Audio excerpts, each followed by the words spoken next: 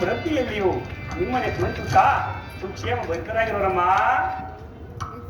ಹಾಗಿದ್ದ ಮೇಲೆ ಸ್ವಾಮಿಯ ಪೂರ್ವ ವೃತ್ತಾಂತವನ್ನು ಹೇಳದಲ್ಲಿ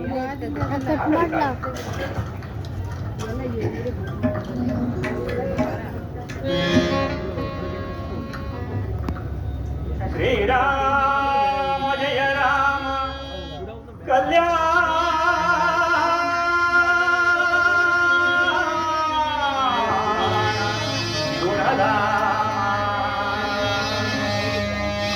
ಕೌಸಲ್ಯ ರಾಮ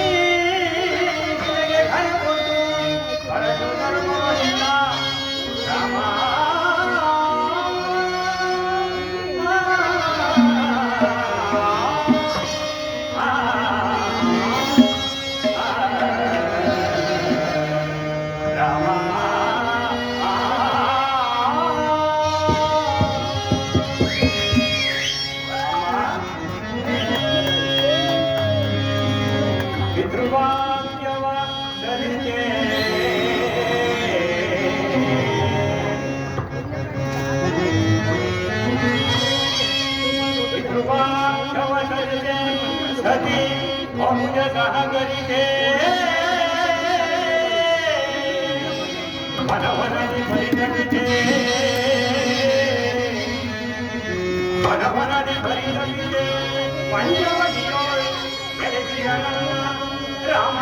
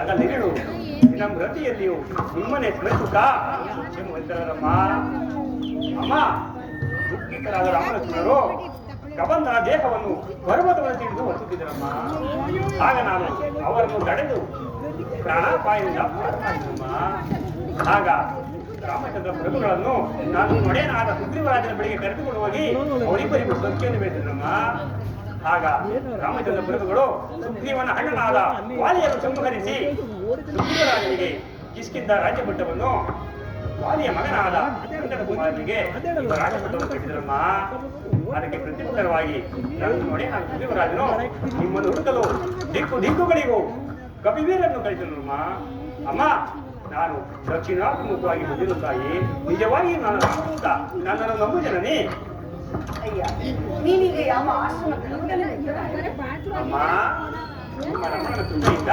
ಬ್ರಹ್ಮಚರ್ಯ ಗೃಹಸ್ಥ ವಾನಪ್ರಸ್ಥ ಸನ್ಯಾಸಾದಿ ಆಶ್ರಮಗಳಲ್ಲಿ ಅತಿ ಶ್ರೇಷ್ಠವಾದ ಬ್ರಹ್ಮಚರ್ಯವನ್ನು ಅವಲಂಬಿಸಿ ಆತ್ಮಾರಾಮನ ಅಂತರಂಗದ ಭಕ್ತನಾಗಿರುವುದಮ್ಮ ನಾನು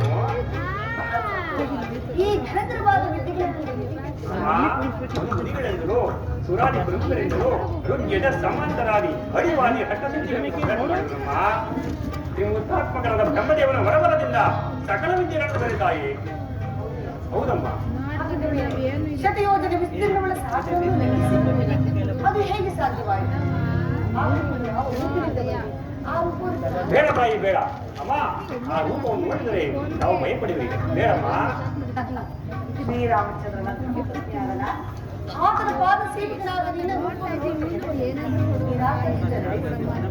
ಅಮ್ಮ ನಿಮ್ಮ ಮಾತು ನಿಶ್ಚಯವೇ ಸರಿ ಹಾಗಾದರೆ ನೋಡಿ ನೋಡಿ ನನ್ನ ವಿಶ್ವರೂಪವನ್ನ ಜೈ ಜೈ ರಾಮ ಸಮರ್ಥ ಆಂಜನೇಯ ಸಾಕು ಮಾಡು ಈ ಘೋರ ರೂಪವನ್ನು ನಾನು ನೋಡಲಾರೆ ಶಾಂತವಾದ ಸೌಮ್ಯ ಸ್ವರೂಪವನ್ನು ಪುನಃ ಧಾರಣ ಮಾಡು ಅಮ್ಮ ಮುದಂ ಭುಜನೆ ಮುದಂ ಪಡೆಯ ನದಂ ಬಲಿಯು ನದಂ ಬಗದೆ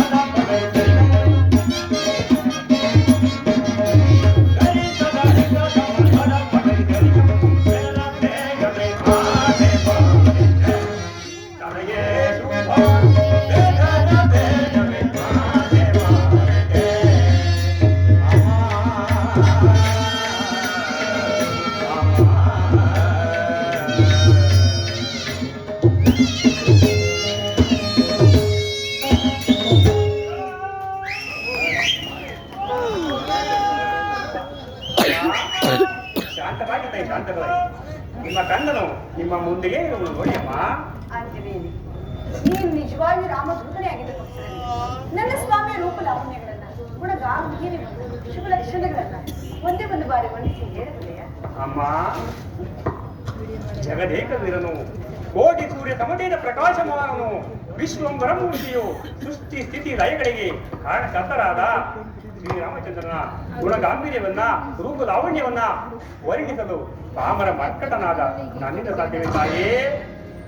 ಆದರೂ ತಿಳಿದುಬಿಟ್ಟಿಗೆ ನಾವು ಅನ್ಯತಾ ಭಾವಿಸಬಾರದು.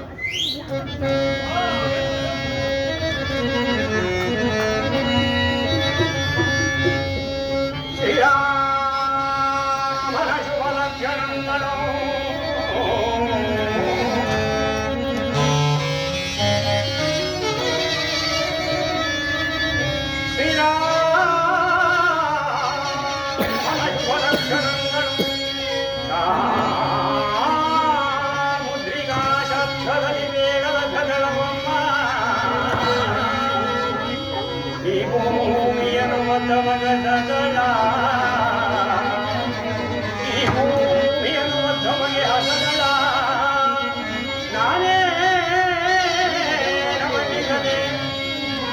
ಮರ್ಗಡಲಮ್ಮ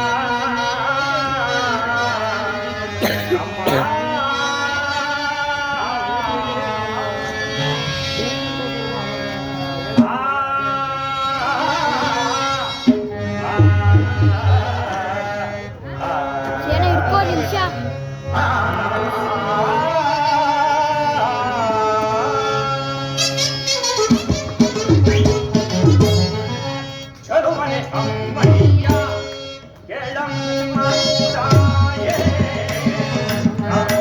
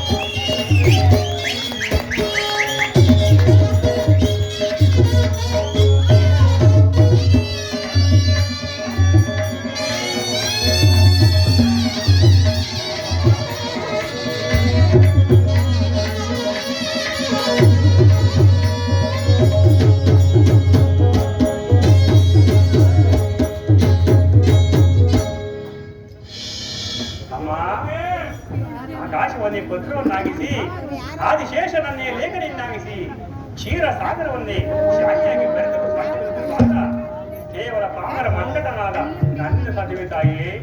ಆದರೂ ತಿಳಿಸುಮಟ್ಟಿಗೆ ಹೇಳಿದವನ್ನಮ್ಮ ನಾವು ಖಂಡಿತ ಭಾವಿಸಬಾರದು ತಾಯಿ.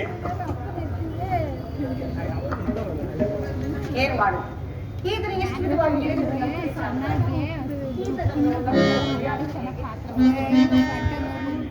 ಅಯ್ಯೋ, ಅನೇಕ ರಾಕ್ಷಸರ ಮಧ್ಯೆ ಇರುವ ಎನ್ನ ಮಾತಿಗೆ ನನ್ನಲ್ಲಿ ಸಂಶಯ ಸಹಜವಾದದ್ದು.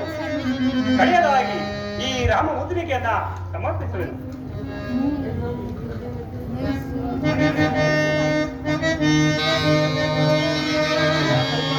ಜನನಿಯೇ ಇದು ರಾಮಚಂದ್ರನ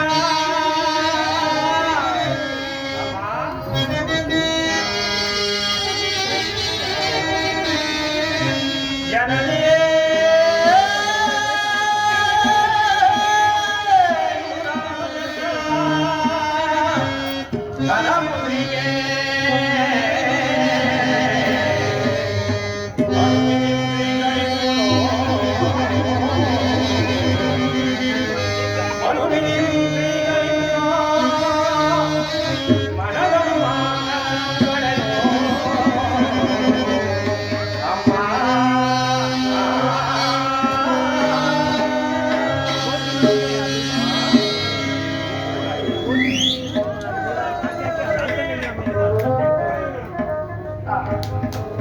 ನನ್ನ ಸ್ವಾಮಿ ಘನ ಮುದುಕಿ ಈ ಮುದ್ರೆಯಿಂದ ನನ್ನ ಸ್ವಾಮಿನ ನನ್ನ ಬಾಳಿಗೆ ಸೂರ್ಯೋದಯವಾಯಿತು. ಈ ಚೂಡಾರಕ್ಕನ್ನು ಶ್ರೀರಾಮಚಂದ್ರನಿಗೆ ಇನ್ನೊಂದು ಮಾಸದ ಅವಧಿಯೊಳಗಾಗಿ ರಕ್ಕಸರ ಬಂಧನದಿಂದ ನನ್ನನ್ನು ಪಾರು ಮಾಡಬೇಕೆಂದು ಇಲ್ಲವೇ ಅಗ್ನಿ ಪ್ರವೇಶ ಒಂದೇ ಸೀತೆಯ ಮುಂದಿನ ಗುರಿ ವೀರ ರಮಣಿಯಾದ ತಾವು ಈ ರೀತಿ ಮಾತನಾಡಬರುತ್ತಾಯೇ? ಅಲ್ಲವೇ ಶತಯೋಜನ ವಿಸ್ತೀರ್ಣಗಳ ಸಾಗರವನ್ನು ಲಂಘಿಸಿ ನನ್ನ ಸ್ವಾಮಿಯ ಕ್ಷೇಮವನ್ನು ಹೇಳಿ ಮುದ್ರೇಂದ್ರವರ ಮಹತ್ಕಾರವನ್ನು ಮಾಡಿ ಈ ಉಪಕಾರಕ್ಕೆ ಪ್ರತಿಯಾಗಿ ನಾನು ಏನು ಕಾರ್ಯ ಮಾಡಬೇಕು?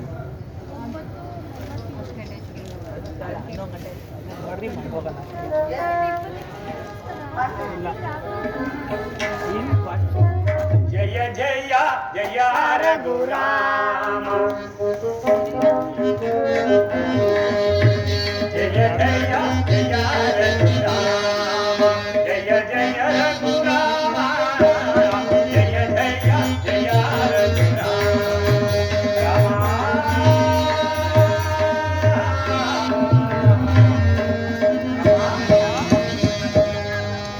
जय जय जय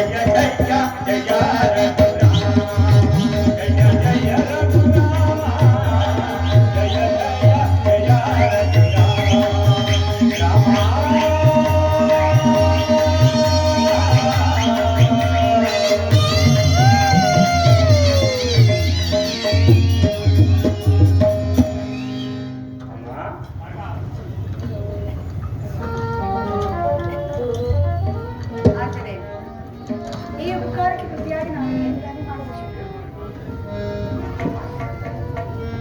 ಶ್ರೇಯೋ ಮಾತು ಬಾಳೆ ಬಾಳುನ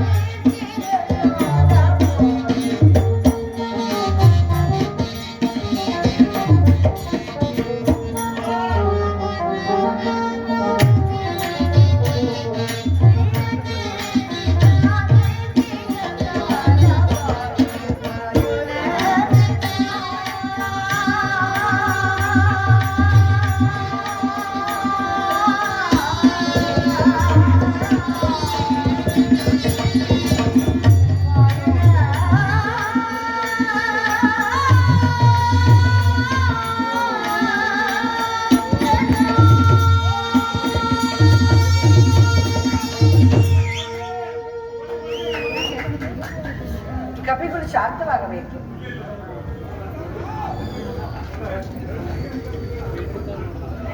ಆಂಜನೇಯ, ಚಿರಂಜೀವಿಯಾಗಿ ಬಾ. ಶುಭಮಸ್ತು, ನಿನಗೆ ಮಂಗಳವಾಗಲಿ. ಆಗಲಿ ತಾಯಿ. ಅಮ್ಮ, ನಿಮ್ಮ ಸಂದರ್ಶನವಾಗುವ ತನಕ ಆಹಾರವನ್ನಾಗಲಿ ಜಲಪಾನವನ್ನಾಗಲಿ ನಾನು ಸ್ವೀಕರಿಸುವುದಿಲ್ಲ ಎಂದು ಪ್ರತಿಜ್ಞೆ ಮಾಡಿದನಮ್ಮ.